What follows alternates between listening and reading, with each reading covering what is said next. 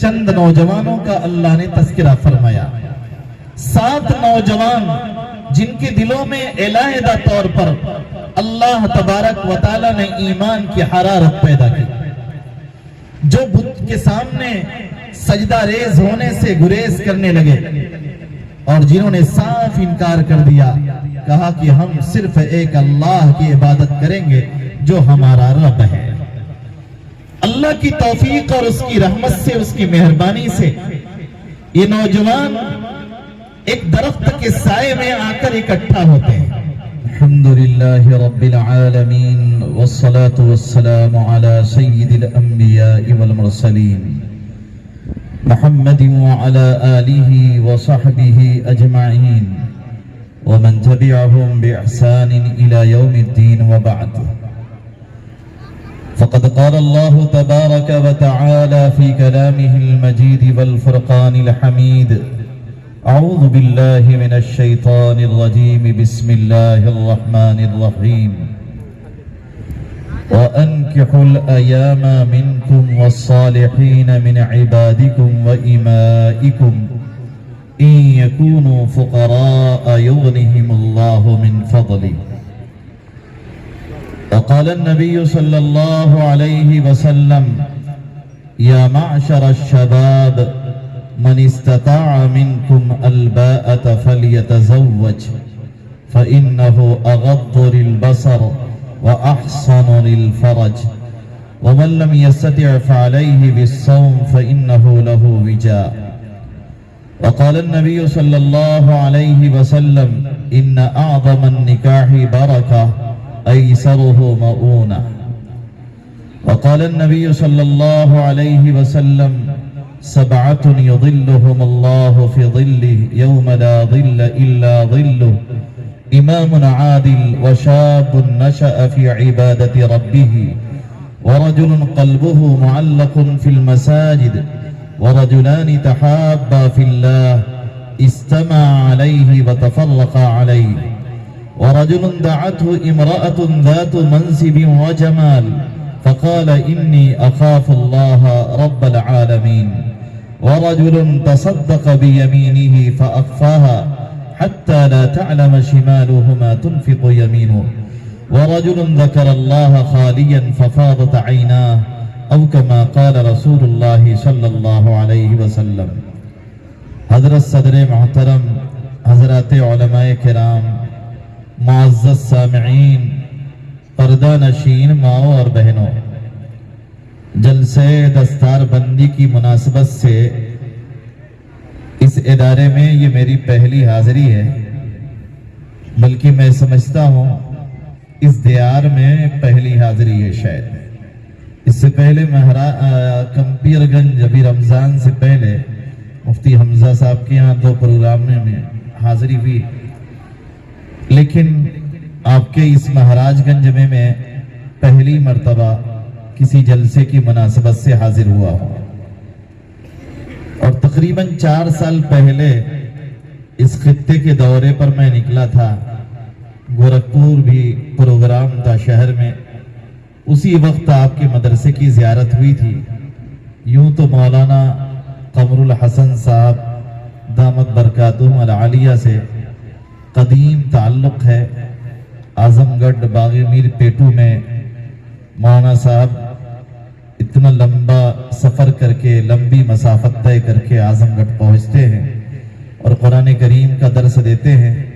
تو وہیں پہ حضرت مولانا سے ملاقات ہوئی اور میں سمجھتا ہوں دارالعلوم دیوبند میں بھی یقیناً بارہا کی ملاقاتیں ہیں. اس طرح سے میں آپ کے ادارے سے کسی نہ کسی حد تک واقف ہوں.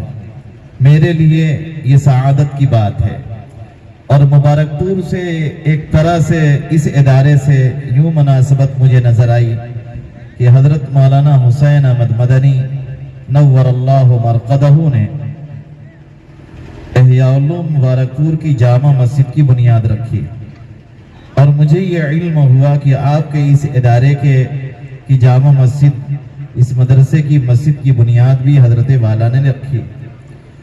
اس طرح سے آپ کا ادارہ، ہمارا ادارہ ایک ہی روش پر چل رہا ہے، ایک ہی बुजुर्ग शख्सियत के ज़ेर साया रहा। दारुल देवबंद और जमीयत उलमाए हिंद के ज़ेर असर और ज़ेर सरपरस्ती हमारे ये इदारे परवान चढ़ते रहे। सन 1899 में हमारा मदरसा कायम हुआ इहयाउल्लूम, यानी तकरीबन 125 साल से ज्यादा अरसा गुजर गया। आपका भी मैं समझता हूँ 1942 में आपका ये मदरसा कायम हुआ। 1942 से लेकर अब तक आप जोड़ लें, एक लंबा जमाना गुजरा है और इस लंबे अरसे में क्या कुछ लोगों ने कुर्बानियां पेश की होंगी। कुर्बानी देने वाले दुनिया से चले गए। मुमकिन है कि हम में से बहुत सारे लोग उन्हें जानते भी ना हो, जिन्होंने ये मदरसे बनाए। इस मदरसों की एक एक ईंट के लिए अपनी जेब से पैसे निकाले, खर्च किए। उलमा के नाम तो लोग जानते हैं, लेकिन इन उलमा के जिल्व में और इनके इर्द गिर्द चलने वाले, ताउन करने वाले उन शख्सियात को लोग भूल जाया करते हैं। अमूमन मालूम नहीं होता कि हमारा ये इदारा किन लोगों के ताउन से तरक्की की राह पर गामजन रहा और किन के ताउन से तरक्कियात के मराहिल तय करता हुआ आज इस मकाम पर पहुंचा कि आपके इस इदारे का सालाना बजट तकरीबन 63 लाख रुपए है और 22-23 असातिज़ा यहाँ खिदमत कर रहे हैं। 150 तलबा यहाँ मुकीम हैं। हिफ्ज़ की 3 दरसगाहें हैं। अरबी पंजम तक का तालीमी निज़ाम है। ये निज़ाम एक दिन में नहीं हो गया, बल्कि इसके पीछे हजारों लोगों की दुआएं हैं और हजारों लोगों का ताउन है। उनमें से बहुत सारे लोग आज अपनी कब्रों में सो रहे होंगे। ये इदारा उनके लिए सदक़े जारिया है, उन बुजुर्गों के लिए जिन्होंने अपनी ज़मीनें वक्फ की, अपने दीन की और मिल्लत की आबियारी के लिए, अपने बच्चों और आने वाली नस्लों के मुस्तकबिल को संवारने के लिए, अल्लाह के पाक दीन की हिफाजत के लिए जिन बुजुर्गों ने ये इदारा कायम किया और ये मदरसा बनाया और दामे दरमे कदमे सुखने इसकी मदद की। दुनिया उन्हें जाने ना जाने, लेकिन जिस जात के लिए उन्होंने ये कुर्बानियां दी वो जात तो उन्हें खूब जानती है। आज यकीनन वो अपनी कब्रों में मसरूर होंगे। मदारिस इस्लामिया अल्लाह की तरफ से एक सदक़े जारिया है, जहां पर दीन की खिदमत की जाती है, कुरान और सुन्नत की तालीम होती है, अल्लाह तबारक व तआला से ताल्लुक जोड़ा जाता है और इन मदारिस के जरिए से एक इंसान बहुत कम वक्त में, कलील वक्त में अल्लाह तबारक व तआला से वाबस्ता हो जाता है। तसव्वुर कीजिए, अगर आपके इलाके में ये मदारिस ना होते तो लोग कुरान कैसे पढ़ते, लोग हदीसों को कैसे जानते, उन्हें कलमा का कैसे पता होता, शरीयत का कैसे इल्म होता, दीन के अहकाम को कैसे जान पाते, नमाज पढ़ने का तरीका उन्हें कैसे हासिल होता और वो जनाजा के अहकाम कैसे जानते, निकाह के और बेओ खरीदो फरोख्त के जायज और मुबाह तरीकों को वो कैसे जानते। इसलिए ये मदारिस इस्लामिया मुसलमानों के लिए रीढ़ की हड्डी की हैसियत रखते हैं कि इन मदारिस के जरिए से अल्लाह तबारक व तआला हमारी दुनिया भी बनाता है और हमारी आखिरत भी संवारता है। इसीलिए मुसलमान पूरे आलम के अंदर और बिलखुसूस हमारे इस मुल्क हिंदुस्तान के अंदर अपनी गाड़ी कमाई से आजादी के बाद, अंग्रेजों के बल्कि इस मुल्क में आने के बाद, जब औकाफ का निजाम खत्म हुआ और हुकूमत की तरफ से, ममलकत इस्लामिया की तरफ से की जाने वाली इमदाद रुक गई, उस वक्त हमारे अकाबिर ने, बुजुर्गों ने इन मदरसों की जरूरत को महसूस किया था। सन 1866 के अंदर दारुल देवबंद की बुनियाद रखी जाती है अनार के एक दरख्त के नीचे और शेख महमूद शेखुल हिंद रहमतुल्लाह अलैह की सूरत में पहला शागिर्द तैयार होता है और अल्लाह तबारक व तआला ने उस दारुल को यहाँ तक पहुँचाया कि आज पूरे आलम के अंदर इल्म का और शरीयत का जो डंका बज रहा है, उसके पीछे कहीं न कहीं दारुल देवबंद का भी खास दखल है और दारुल देवबंद की खास मेहनत है। दारुल के नक्शे कदम पर पूरे मुल्क के अंदर बेशुमार इदारे कायम हुए। पहले जो खर्च हुकूमतें बर्दाश्त किया करती थी, हमारे इस दौर में अंग्रेजी साम्राज्य के इस मुल्क में आने के बाद हमारे बुजुर्गों ने عوام الناس کی جیب پر اس خرچ کو ڈالا کہ ہم دین کی خدمت کریں گے، آپ اپنے پیسوں کے ذریعے سے ہماری مدد کریں، مدرسے کی مدد کریں تاکہ یہ مدارس یوں ہی چلتے رہے۔ بحمد اللہ اس دور سے لے کر آج تک یہ نظام اسی انداز سے چل رہا ہے اور انشاءاللہ چلتا رہے گا۔ اللہ تبارک و تعالی اسی طرح اس نظام کو چمکاتے رہیں گے۔ اس نظام کو چمکنے اور دمکنے میں جہاں علماء کی قربانیاں شامل ہیں، حفاظ کی قربانیاں شامل ہیں، وہیں ہماری بہنوں اور بیٹیوں اور ہمارے بزرگوں اور ہمارے عوام کی بھی قربانیاں شامل ہیں۔ اگر لوگ دامے درمے قدمے سخنے دستے مدد آگے نہ بڑھاتے تو میرے بھائی اور دوستوں، نہ یہ مدرسہ نظر آتا اور نہ مدرسے کی یہ رونق نظر آتی اور نہ یہاں پر یہ جمگٹھا ہوتا، یہ جماعت اکٹھا ہوتی۔ آج جو کچھ ہے سب ہمارے معاونین اور ہمارے مخیرین کے تعاون کے ذریعے سے ہے اور علماء کی دعاؤں کے ذریعے سے ہے۔ یہ دونوں علماء اور عوام ان کا باہمی ربط اگر ہو جائے تو اللہ تبارک و تعالی اس کے ذریعے سے بڑے بڑے خیر کے کام وجود میں لاتے ہیں اور دنیا میں بڑے بڑے انقلابات آتے ہیں۔ اس علاقے میں اس مدرسے کا قیام بھی ایک دینی انقلاب ہے، ایک علمی انقلاب ہے اور ایک علمی انقلاب ہے۔ اس کے ذریعے سے ملک کو اور اس ملک کے اندر بسنے والے مسلمانوں کو کہیں نہ کہیں کسی نہ کسی درجے میں صحیح روشنی مل رہی ہے۔ اللہ تبارک و تعالی آپ کے اس ادارے اشرف العلوم کو یوں ہی پھلتا پھولتا رکھے اور خوب ترقیات سے نوازے۔ آج مجھے در حقیقت جس عنوان پہ خطاب کرنا ہے وہ مختلف ہے۔ میں چاہتا ہوں اپنے نوجوانوں سے بھی کچھ گفتگو کروں اور آپ کے حالات بھی آپ کے روبرو کرنے کی کوشش کروں۔ نوجوان بڑی اہمیت کے حامل ہے۔ اللہ تبارک و تعالیٰ قرآن میں کہتے ہیں انہم فتیۃ آمنوا بربہم وزدناہم ہدی۔ سورہ کہف کے اندر چند نوجوانوں کا اللہ نے تذکرہ فرمایا۔ 7 نوجوان جن کے دلوں میں علیحدہ طور پر اللہ تبارک و تعالیٰ نے ایمان کی حرارت پیدا کی، جو بت کے سامنے سجدہ ریز ہونے سے گریز کرنے لگے اور جنہوں نے صاف انکار کر دیا، کہا کہ ہم صرف ایک اللہ کی عبادت کریں گے جو ہمارا رب ہے۔ اللہ کی توفیق اور اس کی رحمت سے، اس کی مہربانی سے یہ نوجوان ایک درخت کے سائے میں آ کر اکٹھا ہوتے ہیں۔ کہتے ہیں کہ انہوں نے پہلے سے کوئی مشورہ نہیں کیا تھا، اللہ تبارک و تعالیٰ نے ان کے دلوں کے اندر خیر کا جذبہ علیحدہ پیدا کیا، لیکن ایک تبارک تھا، اتفاق تھا کہ سب اسی درخت کے نیچے آ کر مجتمع ہو جاتے ہیں اور کہتے ہیں یہ ہم سے نہیں ہو سکتا کہ ہم اللہ کے سوا کسی اور کی عبادت کریں۔ نوجوانوں کا یہ انقلاب عظیم انقلاب تھا۔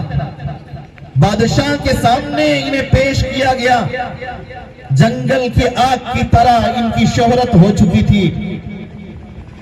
اسی وقت لوگوں نے ان بچوں کو سمجھانے کی کوشش کی، لیکن بادشاہ کے سامنے انہوں نے 2 ٹوک لفظوں میں کہہ دیا، ہم اللہ کے سوا کسی اور کی عبادت نہیں کر سکتے، ہمارا رب صرف اللہ ہے جو آسمان و زمین کا رب ہے، جس نے ہمیں پیدا کیا اور ساری کائنات کو بنایا۔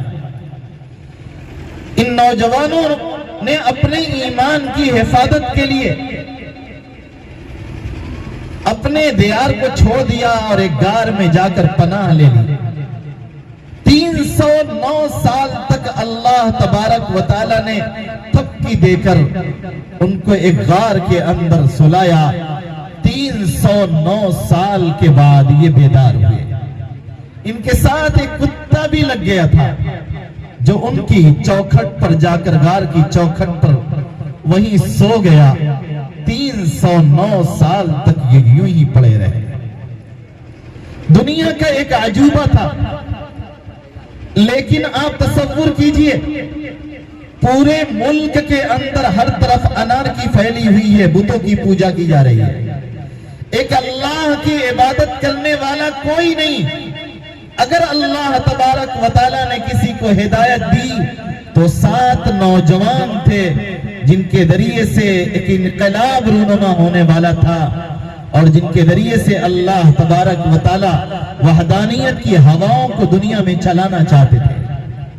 حضرت نبی کریم صلی اللہ علیہ وسلم نے جب دین کی دعوت دی، اللہ کے نبی صلی اللہ علیہ وسلم کی دعوت پر لبیک کہنے والے عموماً نوجوان تھے۔ حضرت ابو بکر نوجوان تھے، حضرت عمر نوجوان تھے، حضرت عثمان نوجوان تھے، حضرت علی کرم اللہ وجہہ کہ عمر مبارک صرف 6 یا 7 سال تھی۔ مختصر عمر کے لوگوں نے دین اسلام کو، حضرت سعد نے، حضرت مصعب نے، حضرت معاذ بن جبل نے، حضرت طلحہ نے، حضرت زبیر نے دین کی اس دعوت کو سینے سے لگایا اور نبی علیہ السلام کے ساتھی بن گئے۔ پتہ چلا دینی انقلابات نوجوانوں کے ذریعے سے آیا کرتے ہیں۔ نوجوان معاشرے کے نمائندے ہوتے ہیں۔ اگر نوجوانوں کا رخ مسجدوں کی طرف ہو جائے تو پوری قوم نمازی بن جایا کرتی ہے۔ اگر نوجوان مسجدوں سے رخ پھیر لیں، کھیل کے میدانوں کو اپنا میدان بنا لیں تو کھیل کے میدان کے اندر رونق نظر آتی ہے، بھیڑ نظر آتی ہے۔ اگر نوجوانوں نے طے کر لیا کہ ہمیں ڈھابوں کو آراستہ کرنا ہے، سجانا ہے اور ڈھابوں پر اپنی حاضری درج کرانی ہے تو کیفے اور اسی طرح ڈھابے اور ہوٹل آباد نظر آنے لگتے ہیں۔ اگر ملک کے نوجوان، کسی بستی کے نوجوان طے کر لیں کہ ہمیں موبائل پر فلمیں دیکھنی ہیں اور ہر طرف گلی کوچوں میں بیٹھ کر موبائلوں میں اپنا وقت صرف کرنا ہے، لگانا ہے، تو لگے گا کہ آپ کا پورا محلہ اور پوری آبادی، پوری بستی، پورا کوٹھیا موبائل میں مصروف لوگوں سے نظر آنے لگے گا کہ پورا علاقہ موبائل میں مصروف ہے۔ اگر نوجوانوں نے طے کر لیا کہ ہمیں شراب پینا ہے تو نوجوان شراب کی بھٹیوں میں اور تاڑی کے اڈوں پر نظر آئیں گے، بیئر کی بوتلیں اٹھائے تھرکتے ہوئے نظر آئیں گے۔ یہی نوجوان ہیں، جدھر کا رخ کرتے ہیں ویسی ہوائیں چل پڑتی ہیں، ویسا ہی ماحول بن جاتا ہے۔ حضرت نبی کریم صلی اللہ علیہ وسلم کے زمانے میں چند نوجوانوں نے طے کر لیا کہ ہمیں ایک اللہ پر ایمان لانا ہے۔ یہ کعبہ کے ارد گرد رکھے ہوئے 360 بت ہمارے لیے ہدایت کا سامان نہیں بن سکتے، ہمیں صحیح راستہ نہیں دکھا سکتے، ہماری ضرورتیں پوری نہیں کر سکتے۔ ان نوجوانوں نے ٹھانا اور ان نوجوانوں کی قربانیوں کی وجہ سے اللہ تبارک و تعالیٰ نے صرف سرزمین حجاز ہی نہیں، صرف مدینہ طیبہ اور مکہ المکرمہ نہیں، صرف یمن، بحرین و عمان نہیں، صرف ملک شام نہیں، ملک عراق نہیں، ایران نہیں، فارس نہیں، بلکہ پورے عالم کے اندر اللہ تبارک و تعالیٰ نے ایمان کو پھیلایا، عام کیا۔ نوجوان نکلے تو ایمان پھیلتا چلا گیا۔ آج کے نوجوانوں نے اپنی اہمیت کو اور اپنے مقام کو بھلا دیا۔ نوجوان کتنا قیمتی ہے، آئیے درسگاہ رسول میں آپ کو لیے چلتا ہوں۔ جناب نبی کریم صلی اللہ علیہ وسلم نے حدیث پاک میں فرمایا، ان ربک یعجب من شاب لیست له صبوہ، تیرا رب اس نوجوان پر خوش ہو جاتا ہے جس نوجوان کے دل میں کبھی گناہ کا خیال بھی نہیں آیا۔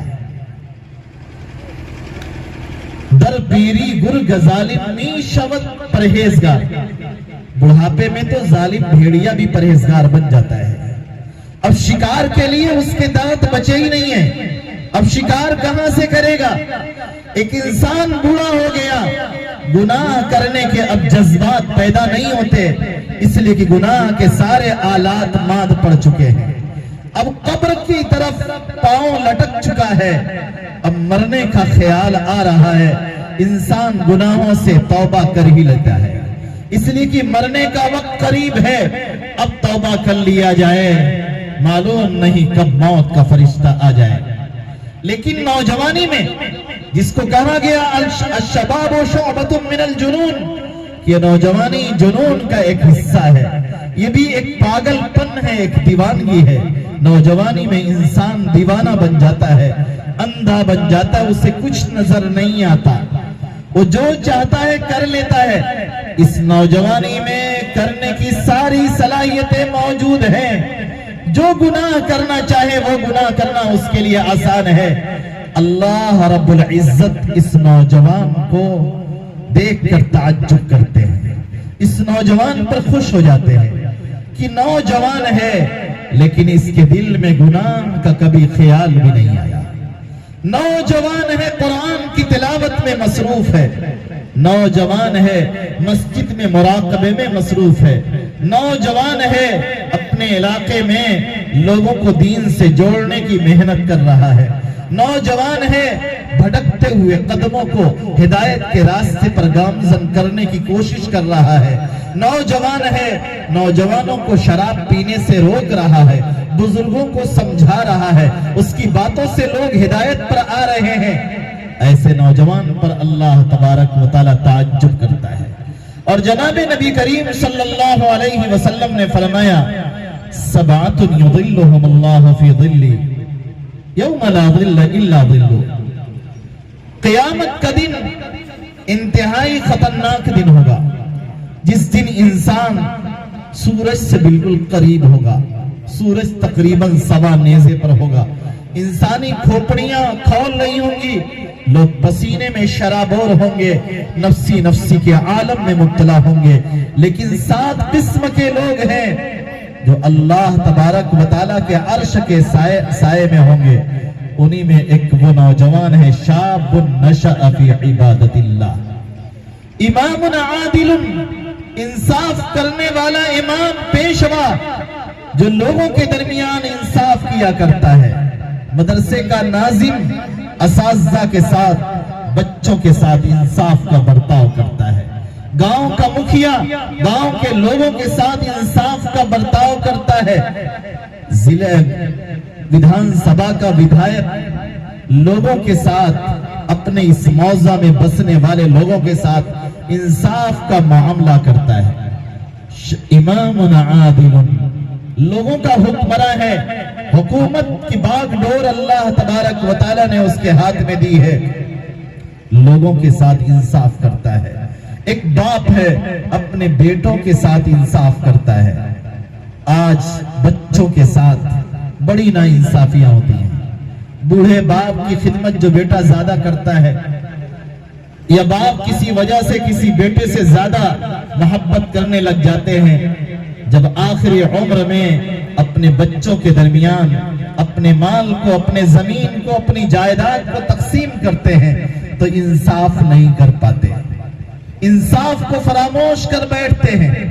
جناب نبی کریم صلی اللہ علیہ وسلم کے پاس حضرت نعمان بن بشیر رضی اللہ تعالی عنہ کے والد حضرت بشیر رضی اللہ تعالی نعمان کو لے کر آئے، چھوٹے سے بچے ہیں، حضرت بشیر صحابی ہیں، انہوں نے ارادہ کیا کہ نعمان کو اپنا فلاں باغ بطور ہبہ کر دیں، ان کو ہدیہ کے طور پر دے دیں۔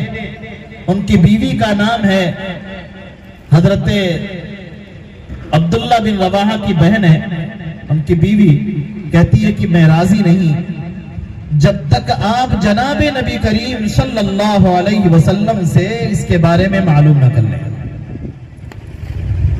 اللہ کے نبی صلی اللہ علیہ وسلم کے پاس حاضر نے کہا یا رسول اللہ میں اپنے اس بیٹے کو فلاں باغ دینا چاہتا ہوں۔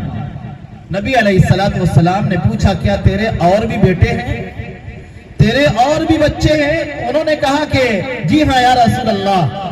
آپ نے فرمایا کیا تو نے اپنے سارے بچوں کو اتنا مال دیا ہے؟ انہوں نے کہا یا رسول اللہ میں نے سب کو تو اتنا یہ مال نہیں دیا ہے۔ آپ علیہ السلام نے فرمایا کیا تم یہ چاہتے ہو کہ میں ناانصافی پر گواہ بن جاؤں؟ آپ نے فرمایا اللہ سے ڈرو وَعْدِلُوا بَيْنَ أَوْلَادِكُمْ، اپنی اولاد کے درمیان انصاف کا برتاؤ کرو۔ باپ کو چاہیے اپنے بچوں کے ساتھ انصاف کرے، نا انصافی نہ کرے۔ نا انصافی کرے گا تو اللہ کے دربار میں گرفت ہو سکتی ہے، اللہ کے دربار میں پوچھا جا سکتا ہے۔ اگر کوئی بیٹا بہت خدمت کرتا ہے، آپ اس کو کچھ دے سکتے ہیں، لیکن کسی کا حق مار کر نہیں دے سکتے۔ سارے بیٹوں کو دینا پڑے گا اور ساری بیٹیوں کو دینا پڑے گا۔ فلاں کو دوں گا اور فلاں کو نہیں دوں گا، ایسا کریں گے تو جناب نبی کریم صلی اللہ علیہ وسلم نے فرمایا قیامت کے دن انسان اس حال میں اللہ کے حضور حاضر ہوگا کہ اس کا ایک بازو جھکا ہوا ہوگا۔ ہم اللہ کے پاس اس حال میں نہ آئیں کہ ہمارا ایک بازو جھکا ہو، ہم اپنے دونوں بازوؤں کے ساتھ آئیں، انصاف کرنے والے بن کر آئیں گے۔ کل قیامت کے دن اللہ تبارک و تعالیٰ کے یہاں عرش کے سائے میں جگہ ملے گی۔ وَشَابٌ نَشَأَ فِي عِبَادَةِ اللَّهِ، ایک نوجوان ہے جو اللہ کی عبادت کرتے ہوئے پروان چڑھا۔ وَشَابٌ نَشَأَ فِي عِبَادَةِ اللَّهِ، لوگ دنیا داری میں لگے تھے، لیکن ایک نوجوان تھا جو اللہ کی بندگی میں لگا تھا، نمازوں میں لگا تھا، تلاوت میں لگا تھا، رات کی تنہائیوں میں اٹھا کرتا تھا، اللہ کی عبادت کیا کرتا تھا۔ جناب نبی کریم صلی اللہ علیہ وسلم نوجوانوں کا بڑا خیال رکھا کرتے تھے۔ حضرت عبداللہ بن عمر رضی اللہ عنہ ایک مرتبہ جناب نبی کریم صلی اللہ علیہ وسلم کے پاس تشریف لائے۔ آپ نے کہا یا عبداللہ، تو نیک آدمی ہے، انک رجل صالح، اے عبداللہ بن عمر تو نیک آدمی ہے، کاش کہ تو رات میں نماز پڑھتا، یعنی کاش تو تہجد کی نماز پڑھتا۔ اگر آپ حضرات تھک گئے ہوں تو میں گفتگو مکمل کر دوں، ٹھیک ہے؟ اس لیے کہ میں آفی حضرات کے لیے، ابھی مجھ کو گھر بھی جانا ہے، آفی حضرات کے لیے سنا رہا ہوں۔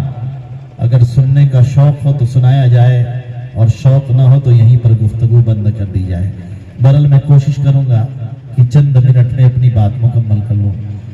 وَشَابٌ نَشَأَ فِي عِبَادَةِ اللَّهِ، نوجوان تو اللہ کے نبی صلی اللہ علیہ وسلم نے عبداللہ بن عمر رضی اللہ عنہ سے فرمایا کہ تو نیک آدمی ہے، اگر تو رات میں اٹھ کر نماز پڑھتا۔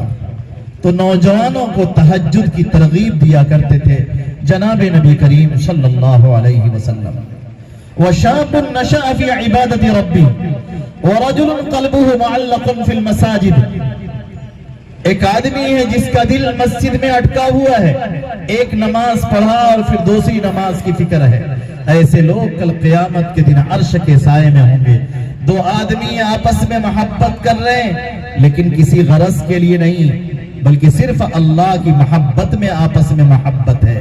استمع علیہ وتفرقا علیہ، اللہ کی محبت کے نام پر اکٹھا ہوتے ہیں اور اسی نام پر جدا ہو جاتے ہیں۔ اللہ تبارک و تعالیٰ کے یہاں ایسے لوگ بڑے عزیز ہیں کہ اللہ تعالیٰ انہیں عرش کے سائے میں جگہ عطا فرمائیں گے۔ ایک شخص ہے رجل دعته امرأة ذات منصب و جمال، آج زناکاری فحاشی بہت عام ہے، بدکاریاں بڑھ رہی ہیں ہمارے معاشرے اور سماج کے اندر، نکاح کو لوگوں نے بڑا مشکل بنا دیا ہے۔ سنا کہ آپ کے علاقے میں لڑکے والے لڑکی والوں سے 4 لاکھ روپے کا مطالبہ کرتے ہیں۔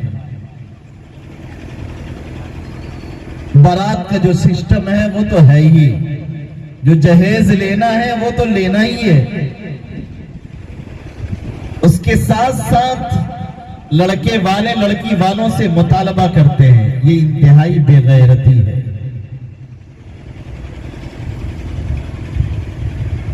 اللہ کے نبی صلی اللہ علیہ وسلم کے زمانے میں جو نکاح ہوتے تھے بڑی سادگی سے ہوا کرتے تھے۔ نکاح کو شریعت نے جتنا آسان بنایا تھا، مسلمانوں نے نام و نمود کے جذبے سے اور دنیا کی حرص کی وجہ سے، لالچ کی وجہ سے نکاح کو بہت زیادہ مشکل بنا دیا۔ حضرت نبی کریم صلی اللہ علیہ وسلم ایک دن مدینے کے سب سے مالدار صحابی سے ملتے ہیں، حضرت عبد الرحمن بن عوف رضی اللہ عنہ سے، اور ان کے کپڑے پر زردی کے نشانات دیکھتے ہیں. جو اس زمانے میں عورتیں وہ زرد رنگ استعمال کیا کرتی تھیں، جس کی وجہ سے وہ خوشبو کا کچھ اثر نوجوان لڑکوں کو بھی، دولہے کو بھی لگ جایا کرتا تھا. اللہ کے نبی صلی اللہ علیہ وسلم نے حضرت عبد الرحمن بن عوف سے دریافت فرمایا، جو مدینے کے سب سے مالدار صحابی ہیں، جن کا انتقال ہوا تو ان کے چھوڑے ہوئی میراث میں جو سونا تھا اس کو ٹانگی سے چیر کر دیا گیا تھا.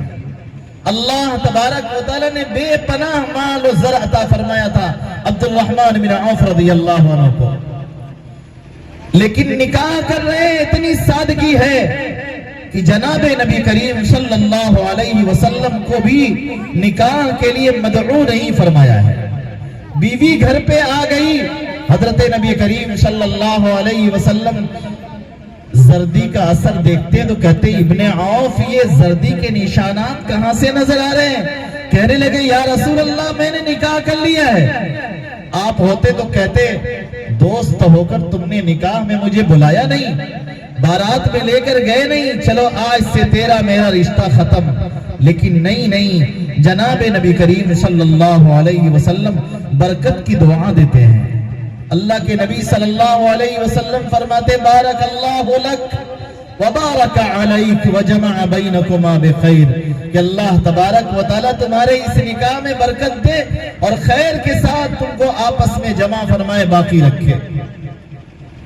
اور اس کے بعد جناب نبی کریم صلی اللہ علیہ وسلم فرماتے اولم ولو بشات، ولیمہ کرو خواہ ایک ہی بکری صحیح، ولیمے میں کم از کم ایک بکری تو کاٹ ہی لو.